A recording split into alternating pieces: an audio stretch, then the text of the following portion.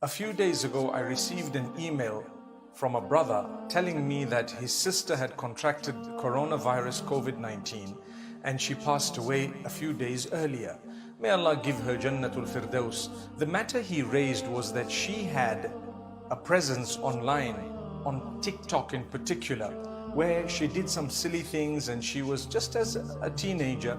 She did some embarrassing things as well. And now that she's passed on, they feel she would not have liked that type of a legacy. She wouldn't have liked those embarrassing short videos to be something that she's remembered for. So they tried to get it deleted, but unfortunately they couldn't. They say they've contacted TikTok and whoever else to try and help them, but unfortunately with no joy. Now, the point I want to raise is simple. My brothers, my sisters, my beloved children, when we use social media, use it in a way that if you were to die for some reason, you would not be embarrassed about the content that you have put out there.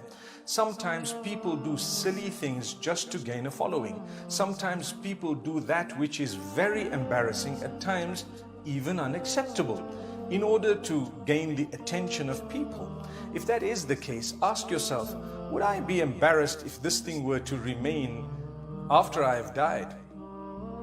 And definitely that would guide you. As a believer, we should do that which is good. We should do that which is not embarrassing if we were to die. And even if we did not die, but we need to be much more responsible when it comes to the use of social media. Who would like a legacy to be left after them of that which is not good? So my brothers and sisters, I thought perhaps this very short message would inspire you to be much more responsible when it comes to social media. May Allah subhanahu wa ta'ala grant us a good lesson. I pray for the sister who's passed on. I'm sure the Almighty, with all His mercy and kindness, would definitely look at her with the eyes of mercy.